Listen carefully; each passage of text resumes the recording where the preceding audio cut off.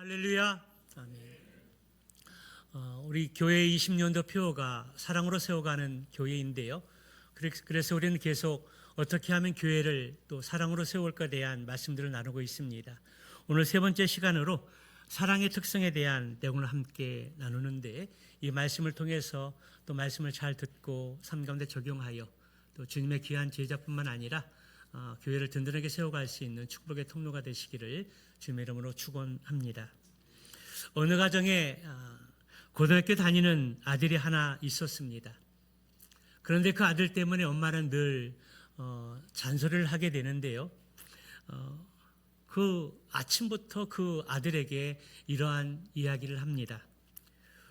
깨끗하게 씻어라. 밥은 꼭 먹어라. 양치해라. 옷은 제대로 입고 다녀라. 아침부터 끊임없이 이러한 말들이 계속 반복이 되지만 아들은 변하거나 바뀌지 않습니다. 그런데 어느 날 갑자기 그 아들이 바뀌었습니다. 아침에 누가 깨우지도 않았는데 아침에 벌떡 일어나서 또 씻고 먹고 양치도 잘하고 머리도 깔끔하게 단정하게 합니다. 뿐만 아니라 옷도 잘 입고 또 눈에는 생기가 돌고 입에서는 휘파람 소리가 났습니다. 여러분, 그 아들에게 무슨 일이 일어난 것일까요? 그 아들에게 여친이 생긴 것입니다. 여자친구가 생긴 것입니다. 여자친구가 생기니까 밥 먹어라, 깨끗하게 씻어라, 옷은 단정하게 입어라, 일찍 일어나라, 양치해라, 그런 얘기를 하지 않아도 그 아들 스스로 사랑하는 여자친구를 위해서 또 솔선수범해서 모든 상황과 환경들이 바뀌게 된 것입니다. 사랑의 대상이 생기니까 잔소리하지 않아도 그 아들이 바뀌게 된 것입니다. 그래서 사랑은 인간을 변화시킬 수 있는 가장 위대한 창조의 예술이라고 하는 말이 있는 것 같습니다. 인간의 이성적인 사랑도 이렇게 변화하고 바뀌는데, 하물며 천지를 창조하시고 우주 만물을 운행하시는 창조주 하나님, 그 아가페 사랑을 경험하고 느끼고 깨달은 사람이라면 우리의 삶 가운데 더 놀라운 변화가 생기고 바뀌어야 하지 않겠습니까? 여러분들은 어떻습니까? 하나님의 아가페 사랑을 경험하고 하나님의 십자가 사랑을 경험을 했는데 여러분들의 삶은 어떻게 바뀌고 변화되어져 가고 있습니까? 우리는 지난주에 사랑의 특성 5가지를 함께 나누었는데요.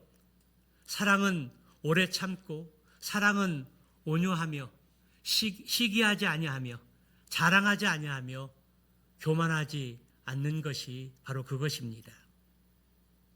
여러분, 사랑의 5가지의 특성에 대해서 말씀을 듣고 또 목장 모임에서 나눔의 시간들을 갖고 1절 동안 삶의 현장에서 말씀을 기억하고 묵상하며 살아가면서 여러분들이 적용하고 실천한 것이 무엇입니까? 깨닫고 마음에 와닿은 것들을 실천하며 적용했을 때 여러분들에게 어떠한 삶의 바뀜과 변화들이 있었습니까? 여러분들이 계속해서 말씀을 듣고 목장에서 나눈 이후에 일주일의 삶의 현장에서 그것을 적용하고 실천해서 여러분들의 삶 가운데 이렇게 적용했는데 어떻게 바뀌었고, 이렇게 실천하려고 했는데 어떻게 되지 않았고, 그래서 어떤 상황 가운데 있는지에 대해서 진솔하게 간증을 나눌 수 있는 간증의 주인공들이 되시기를 주님의 이름으로 축원합니다. 오늘 지난주에 이어서 사랑의 특성을 함께 나누면서 은혜를 나누고자 하는데요. 오늘 5절에서 우리에게 말씀해 주고 있는 첫 번째 사랑의 특성은 무례히 행하지 않는 것입니다. 여기 무례히 행하지 않는다라는 것은 이 단어는 예의가 없다라는 의미입니다. 무례히 행하지 않는다. 예의가 없다. 다시 말하면 예의 바르게 행한다는 것을 의미하는 것입니다. 헬라 의미로는 공적인 상황에서 질서를 범함으로 그 사람의 태도에 아름다움이 깨지는 상태를 말합니다. 그래서 그러한 행동들이 다른 사람에게 불편을 끼치는 것을 말합니다. 실생활에서 우리의 예를 나눠보면 엘리베이터를 타는 데 있어서 어른들이 있고 아이들이 있을 때 어른들을 제치고 아이들을 제치고 먼저 타려고 하는 사람들이 있습니다. 공공장소에서 통화를 할 때 큰 소리로 통화하는 사람들이 있습니다. 그리고 맛집을 즐겨 찾는 경우들이 있는데요. 맛집을 찾아갔을 때 줄이 많이 서 있으면 새치기를 해서 먼저 들어가는 사람들이 있습니다. 그러한 것들이 다 무례한 행동이고 예의가 없는 모습이라는 것입니다. 더 나아가서 대화 중에 상대방의 말을 끝까지 듣지 않고 중간에 끊고 자신의 말이나 의견을 이어가는 행동들이 바로 무례한 모습이고 예의가 없는 행동이라는 모습입니다. 여러분, 왜 사람들은 예의를 지키지 않고 무례를 범해서 질서를 깨트리는 것일까요? 그것은 바로 이기심 때문입니다. 이기심은 자기 자신의 이익만을 생각하고 다른 사람을 생각하지 않는 행동들입니다. 그리고 이 이기심들은 사랑의 부재에서 나옵니다. 고린도 교회가 사랑의 부재와 이기심 때문에 하나님이 세우신 질서가 깨트려졌습니다. 그래서 교회 안에서 파당이 생겼고 서로에 대한 무례한 행동으로 이어지면서 고린도 교회에 큰 혼란과 갈등이 일어났습니다. 고린도 교회에서 겪는 무례함들을 보게 되면 먼저 성찬식에서 무례함이 있었습니다. 성찬식은 상징적으로 주님의 피와 살을 먹고 나누면서 주님의 고난을 기념하는 엄숙한 자리입니다. 그리고 성찬 예식을 통해서 예수님의 희생을 기억하며 제자의 길을 온전히 걸어갈 수 있도록 결단하는 아주 귀한 자리라는 사실입니다. 그런데 고린도 교회에서 성찬 예식이 행해질 때 어떤 사람들은 포도주를 너무 많이 마셨습니다. 그 포도주를 너무 마신 나머지 술에 취해서 추태를 부리는 사람들이 있었다라는 것입니다. 또 하나는 여인들의 무례였습니다. 당시에는 여인들의 인권이 무시되는 시대였었는데요. 숫자를 세도 또 정의를 세워도 여인은 그것에 포함되지 않았습니다. 그러나 십자가 복음이 또 전해지고 받아들이면서 이러한 제도와 사슬이 끊어지게 되었습니다.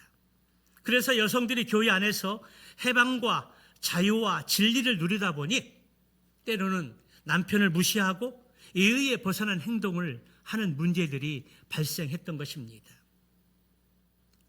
당시에 이스라엘과 헬라와 근동지방의 여인들은 공적인 모임에서 머리에 수건이나 두건을 쓰는 통상적인 풍습과 관례들이 있었습니다. 머리에 수건을 쓰고 두건을 쓰는 이유는 이는 남자에 대한 복종을 나타내고 자신은 남자의 권위와 보호 아래 놓인 존재라는 의미를 가지고 있습니다. 물론 이것은 남자가 여자를 지배하고 억압하는 의미를 뜻하지 않습니다. 하나님이 세우신 질서 안에서 남편을 존중하고 창조의 질서를 따라서 순종하는 것입니다. 교회의 머리는 그리스도이시고 그리스도의 머리는 하나님이시며 남자의 머리는 또한 그리스도이십니다. 우리는 창조의 질서 안에서 이러한 질서들이 잘 흘러갈 수 있도록 순종하는 것이 필요합니다. 그래서 바울은 여인들이 머리에 수건을 쓰는 예의를 지키라고 하면서 때로는 여자는 교회에서 잠잠하라 그렇게 명령했던 것입니다. 또 하나는 은사받은 사람들의 무례가 있었습니다. 고린도 교회는 다양한 은사들이 넘쳐났었는데요. 그런 것들을 남용하다 보니까 교회가 혼란에 빠졌습니다. 그 이유는 내가 받은 은사가 더 좋고 다른 사람이 받은 은사들은 질이 낮고 하대하고 무시했다라는 것입니다. 그것 때문에 상처를 받고 갈등을 일으켰습니다. 그래서 바울은 모든 것을 품위 있게 하고 질서 있게 행하라고 말씀하고 있습니다. 그것이 바로 예의고 사랑이라는 것입니다. 이는 우리가 믿는 하나님은 무질서한 하나님이 아니고 질서의 하나님이라는 사실들을 우리에게 말씀해 주고 있습니다. 사랑하는 여러분들은 어떻습니까? 사랑의 첫 번째 특성 가운데 사랑은 무례히 행하지 않는다고 했는데 예의에 벗어나는 행동을 하지 않는 것이라고 말씀하고 있는데 여러분의 삶의 자리에서 어떻습니까? 하나님의 질서를 인정하고 순종하는 사람들은 가정에서 부부 사이에 서로 존중하고 예의를 지킵니다. 부부 사이뿐만 아니라 부모 자녀 관계 속에서도 질서를 지키고 예의를 지킨다라는 것입니다. 이러한 질서는 가정뿐만 아니라 교회에서도 마찬가지입니다. 목회자와 성도들 가운데 엄연한 질서가 있습니다. 이 질서들을 바로 지켜야 한다는 겁니다. 목회자와 성도뿐만 아니라 성도들과의 관계 속에서도 이러한 하나님의 세워진 질서를 잘 지켜야 합니다. 물론 직분과 우리가 맡은 하나님의 부르심의 직임들은 계급이 아닙니다. 물론 그러한 모든 직분들은 교회를 섬기고 성도를 유익하게 하는 데 목적이 있습니다. 결코 사람 위에 군림할 수 없고 명령하거나 또 주장할 수 없는 것입니다. 하나님이 세우신 직분을 가지고 서로를 섬기면서 서로를 존중하고 예의를 지키면서 질서 가운데 그 직분들을 잘 지켜야 하나님의 은혜가 있는 것입니다. 그리고 성도들 가운데 가까울수록 무례히 행하지 않고 예의들을 더 잘 지켜야 한다는 것입니다. 직분을 존중해주고 인정해주고 그 직분의 권위에 순종할 수 있어야 합니다. 그래서 우리의 호칭 분들도 사실은 중요합니다. 어느덧 여기에 있는 모든 대부분의 사람들은 성인이기 때문에 서로에 대한 호칭과 존중이 얼마나 중요한지 모릅니다. 그 호칭과 존중 하나가 내가 존중받고 있는지 그 호칭 하나를 통해서 우리는 깨달을 수 있기 때문입니다. 그런 것들이 사라지면 무례히 행하게 되고 예의가 벗어나는 행동을 하게 된다라는 것입니다. 그것 때문에 사이의 관계가 틀어지고 상처받고 관계 속에 틈이 생기게 되는 것입니다. 그러한 것들로 마음에 꿍하고 있으면 아무리 말씀을 전해도 은혜를 받지 못하고 누가 좋은 말을 해도 그 말들이 내 마음 가운데 들어오지 않는다라는 것입니다. 그러므로 사랑은 무례히 행하지 않는 것입니다. 예의를 지키는 것입니다. 질서를 존중하고 질서 가운데 행하는 것이 바로 사랑이라는 사실들을 우리에게 말씀해 주고 있습니다. 사랑하는 성도 여러분, 교회 안에서 또 가정에서 이 무례함에 대해서 한번 생각해 보시기 바랍니다. 나의 말과 행동 때문에 관계가 혹시 멀어지거나 소원해지거나 깨어진 일은 안 했는지, 그 이유는 무엇일까? 그 중에 하나는 무례함이라는 것입니다. 예의 없이 말하고 행동하고 질서를 지키지 않는 가운데 있다라는 것입니다. 우리 20년도 교회 표어가 사랑으로 세워가는 교회인데, 사랑은 무례히 행하지 않습니다. 두 번째는 자기의 유익을 구하지 않는 것입니다. 예나 지금이나 세상은 무한한 경쟁 속에서 자기의 유익, 회사의 유익, 자기의 유익, 교회의 유익만을 위해서 추구하는 시대라고 해도 과언은 아닙니다. 남을 이겨야 내가 살아나는 시대입니다. 물론 사람이 자기의 유익을 구하는 것은 다 나쁘다고 할 수 없습니다. 그러나 참된 사랑은 이기심을 극복하고 자기의 욕심을 넘어서 이웃과 타인의 유익을 구한다고 할 수 있습니다. 우리가 예수님을 제대로 믿으면 내가 가지고 있는 소유가 나를 위한 것이만 아니라 어렵고 힘든 지체들에게 나누고 베풀고 또 쓰라고 하나님이 우리에게 주셨다는 것입니다. 그것은 내 것과 다른 사람의 어떤 소유의 개념을 하나님의 것으로 고백하는 것으로 성숙한 성도의 삶을 살아가는 것입니다. 고린도 교회는 은사 문제로 시끄럽고 복잡했습니다. 왜냐하면 하나님이 주신 많은 것들이 있는데 그 주신 것들을 가지고 자기들의 유익만을 위해서 사용했다라는 것입니다. 특히 은사는 본질적으로 자기의 유익만을 위한 것이 아니라 하나님의 영광과 공동체의 유익을 위해서 주신 것이고, 또 그것을 잘 사용하고 섬겨서 공동체가 참으로 유익할 수 있도록 하나님이 주신 것이라는 사실입니다. 그런데 고린도 교회 성도들의 대부분은 하나님이 주신 은사뿐만 아니라 가지고 누리는 그 모든 것들을 다 자신만의 유익을 위해서 사용을 했고, 내 것이 최고고 다른 사람이 있는 것은 낮게 보고 하대했다라는 사실입니다. 사랑하는 성도 여러분, 오늘 본문의 말씀을 명심하시기 바랍니다.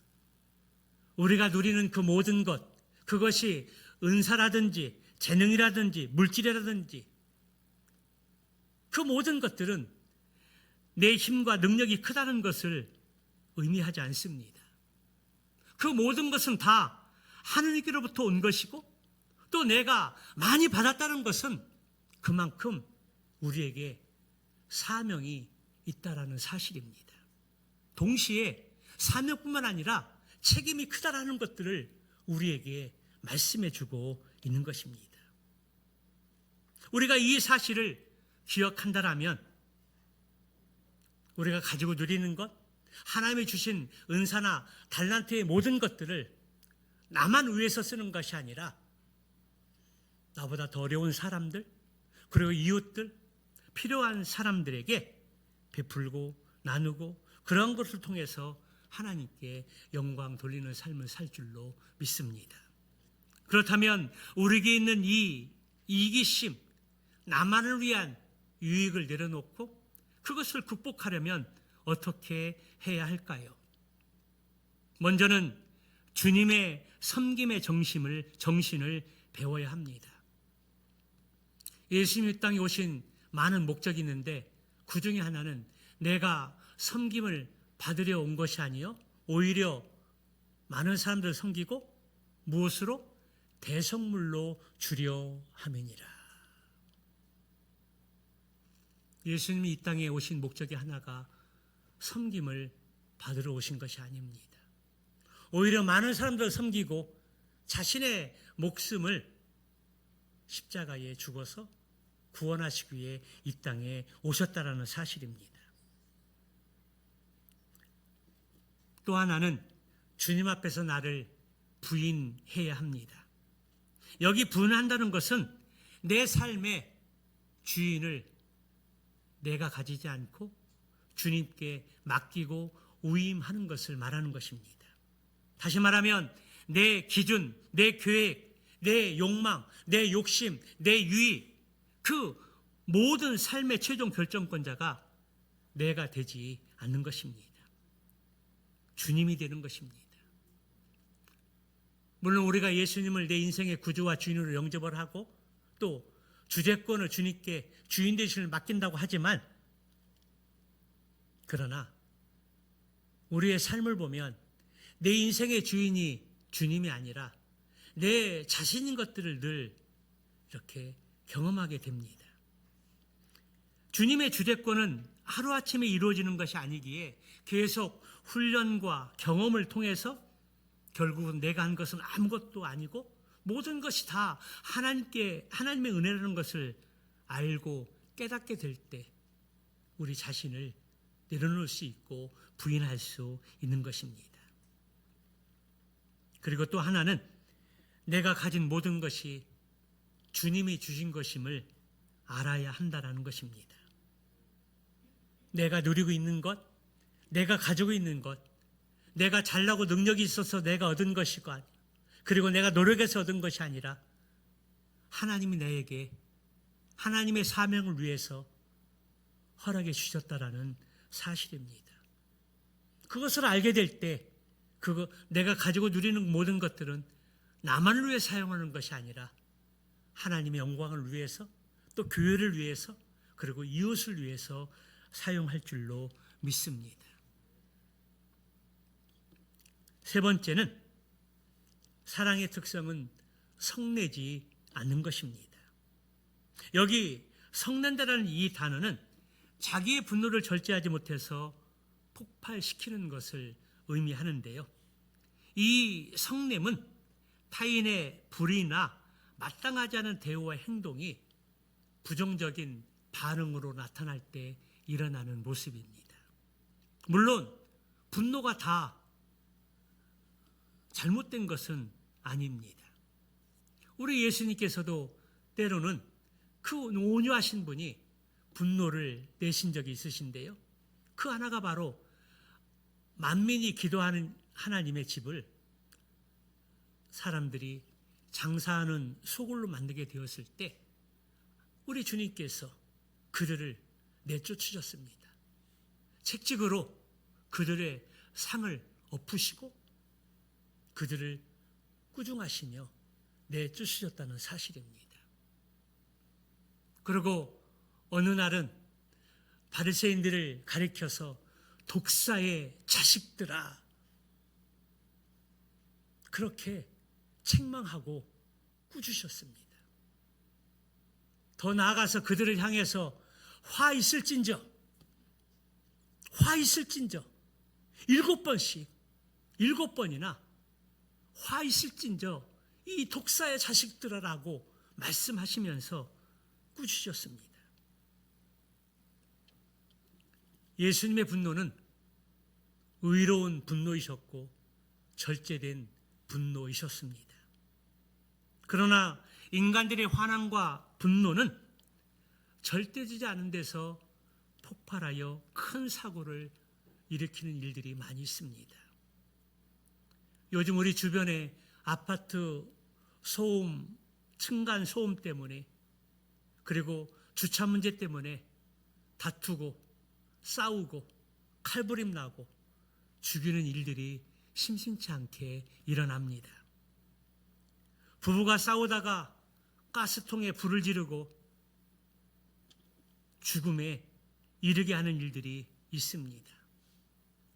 또 어린 자녀들을 학대하고 죽음에 이르는 일들도 있습니다. 이 모든 것들이 다 분노를 절제하지 못해서 만들어낸 비극입니다. 성냄이 만들어낸 비극이라는 사실입니다. 그래서 야고보서 1장 20절에 보면 사람이 성내는 것이 하나님의 의를 이루지 못한다고 말씀하고 있고, 잠언 16장 32절에서는 노하기를 더디하는 자는 용서보다 낫고 자기 마음을 다스린 자는 성을 빼앗는 자보다 낫다라고 말씀합니다. 어떤 성도는 이렇게 이야기합니다. 목사님, 저는 순간 화를 내지만 뒤끝이 없어요. 그러니 신경 쓰지 않으셔도 됩니다. 사람들 앞에 큰 화를 내고 분노하면서 뒤끝이 없답니다. 그런데 뒤끝 없는 그 화와 분노를 당한 사람은 어떨까요? 사실 여부를 떠나서 기분이 나쁘고 불쾌합니다. 그리고 마음이 상할 때가 있고, 그리고 그 사람에 대한 적대 감정을 갖게 된다는 것입니다. 다 화내놓고 말할 거 다 하고 저는 뒤끝이 없는 사람입니다. 이 시간 이후로 깨끗하게 있습니다. 그러나 데미지를 입은 상대방의 사람은 그 상처가 오래가고 깊고 회복하는데 많은 시일이 걸리고 회복이 되지 않을 때도 있다라는 사실입니다. 그렇다면 성냄의 문제를 해결하려면 어떻게 해야 할까요? 하나는 성냄으로 이루어지는 일이 하나도 없다라는 사실입니다. 성내고 분노하면 오히려 문제가 복잡해지고 일이 더 꼬일 때가 훨씬 더 많이 있습니다. 그래서 일이 해결되지 않습니다. 성냄에서 소리를 높이면 자신이 힘센 것 같고 그 강함을 보여주면서 상대가 기죽을 것 같지만, 그러나 금방 후회한다라는 것입니다. 왜 그럴까요? 화를 내므로 말미암아 되는 일이 하나도 없기 때문입니다. 그러므로 먼저 상대방의 입장에 서서 생각해 보아야 합니다. 내가 성내는 부분은 대부분 상대방의 입장에서 서지 못하고 이해하지 못해서 생기는 일들이 많이 있습니다. 상대방의 입장에 서서 생각해 보면 이해되는 일들이 훨씬 더 많이 있다는 겁니다. 그래서 역지사지라는 말이 있는 것입니다. 상대방의 입장에서 보면 다 이해되고 성내지 안 해도 될 일들이 훨씬 더 많이 있다는 것입니다. 또 하나는 사랑으로 견디는 것입니다.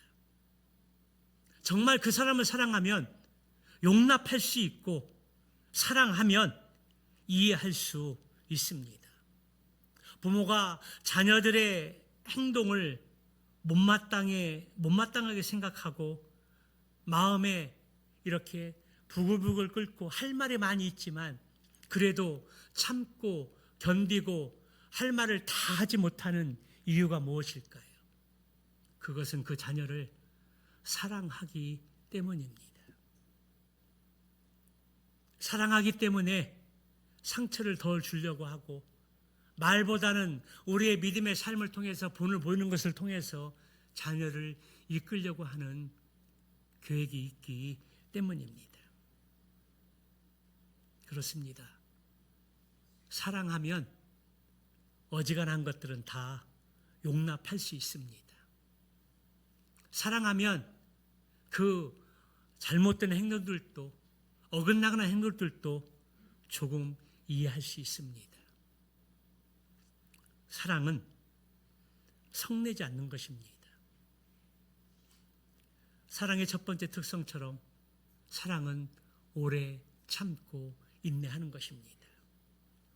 마지막 네 번째 사랑의 특성은 악한 것을 생각하지 않는 것입니다. 여기 악한 것을 생각한다고 할 때 이 말의 의미는 남이 나에게 입힌 피해나 상처를 기록하고 보관하고 두고두고 읽고 생각한다라는 것입니다.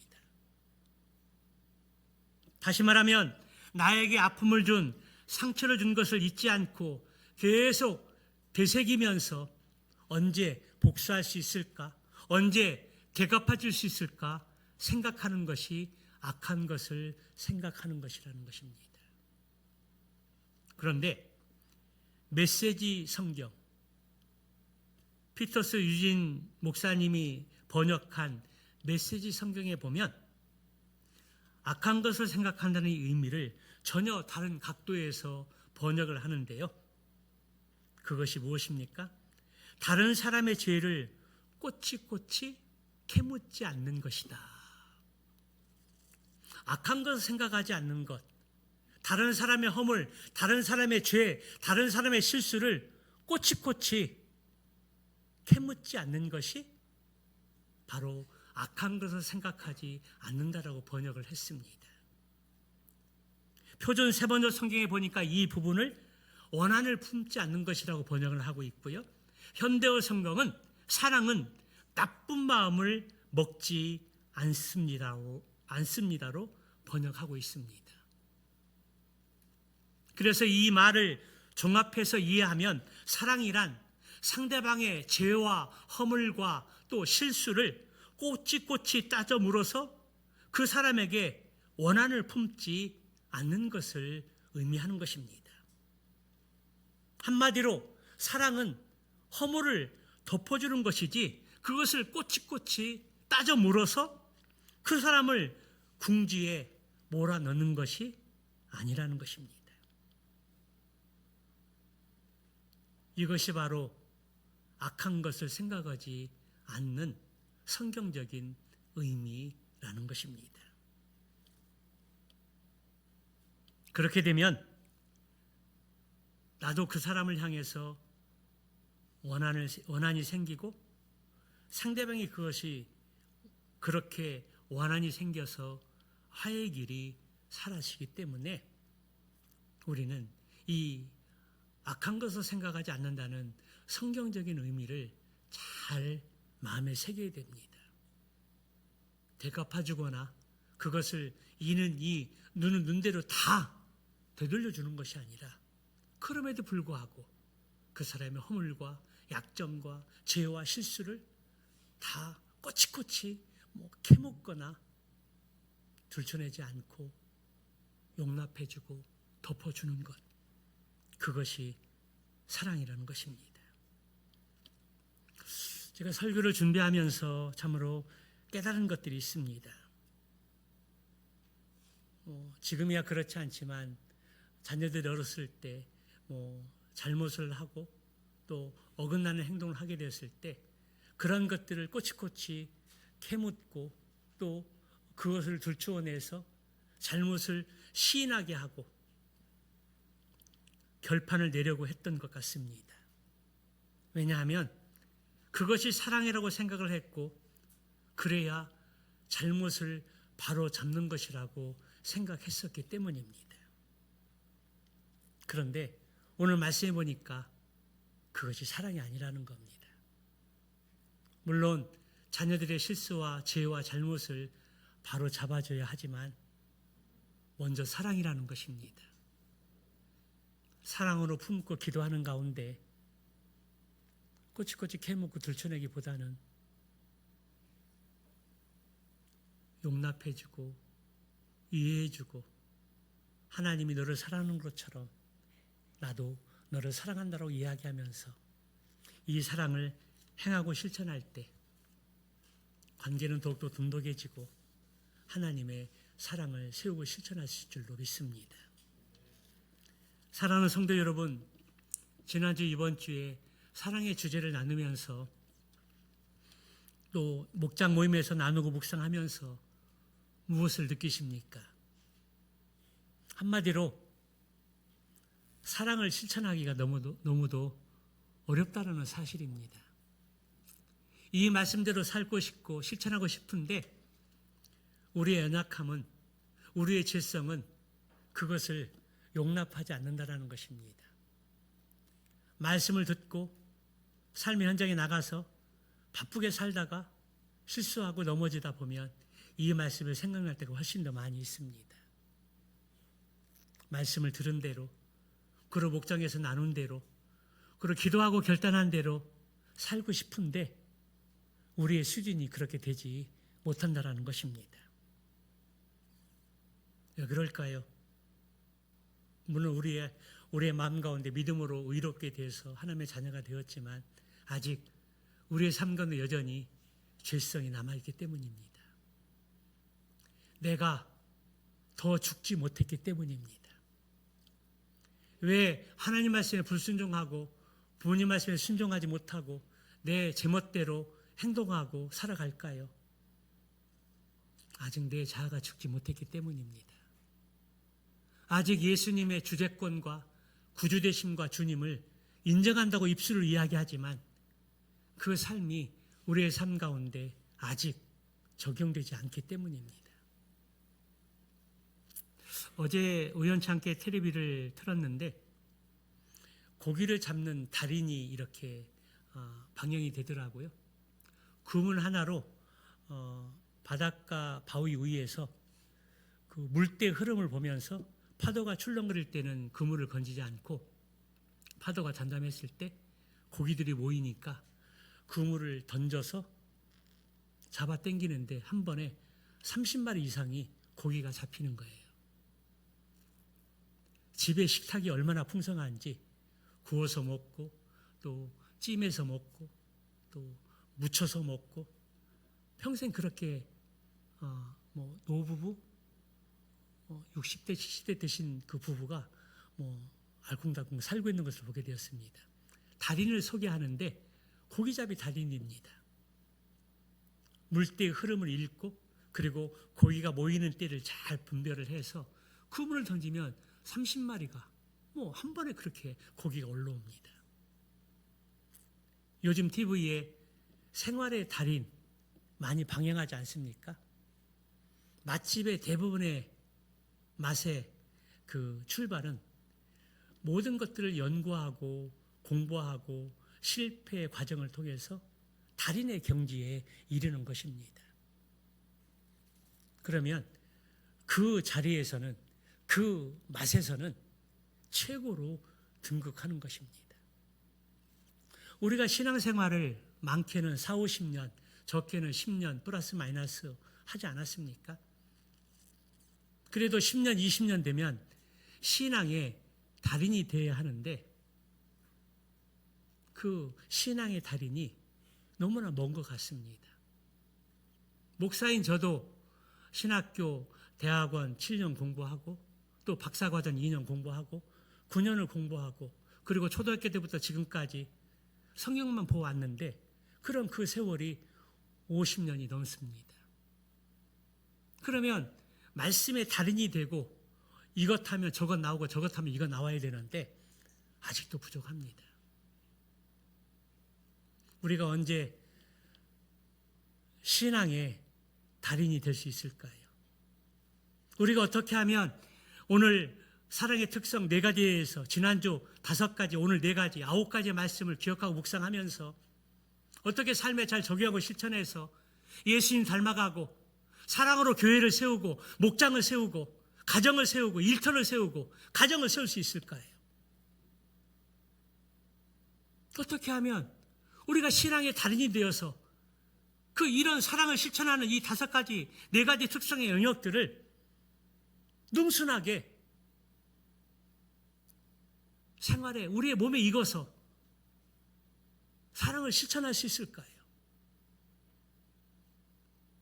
아직도 우리는 부족합니다. 우리가 덜 죽어서 그렇습니다. 아직 우리가 살아있어서 그렇습니다. 바울은 자신이 가지고 있던 자랑과 지식과 누리는 모든 것들을 십자가에 못 박고 배설물로 여긴 다음에 자신의 모든 것 십자가에 못 박았습니다. 그리고 이제는 내가 사는 것이 아니라 믿음으로 은혜로 보너스로 산다라고 고백을 했습니다. 말씀을 듣고 목장에서 나누고 내가 이것을 실천하고 노력하려고 해도 늘 한계에 부딪히고 우리의 죄성 때문에 또 넘어지고 좌절할 수밖에 없습니다. 그렇다고 우리가 그것을 포기하고 놓고 내 방식과 내 기준대로 살아가야 할까요? 그렇지 않습니다. 어떻게 해서든지 말씀을 적용하려고 하고 실천하려고 하고 주님의 제자로 세워져야 하고 예수님의 모습을 닮아가야 한다라는 것입니다. 나의 죄성 때문에 나의 연약함 때문에 포기하고 나와 상관이 없는 일이라고 멀리하고 내 방식대로 살아가야 할까요? 아닙니다. 왜 주일에 예배에 말씀이 있을까요? 한 주간을 점검하면서 다시 말씀을 듣고 목장에서 나누고 그 말씀대로 어떻게 하면 살 수 있을까? 서로 나누면서 지혜를 구하고 연약하지만 부족하지만 하나를 붙잡고 실천하려고 하는 겁니다. 바라기는 지난주 5가지 사랑의 특성과 오늘 4가지 사랑의 특성을 기억하면서 다 실천하려고 하면 하나도 실천 못합니다. 너무 버겁습니다. 지난주 5가지 그리고 오늘 4가지 이 9가지 중에서 먼저 내가 가장 실천하고 적용할 수 있는 한 가지만 붙잡고 몸부림치시기 바랍니다.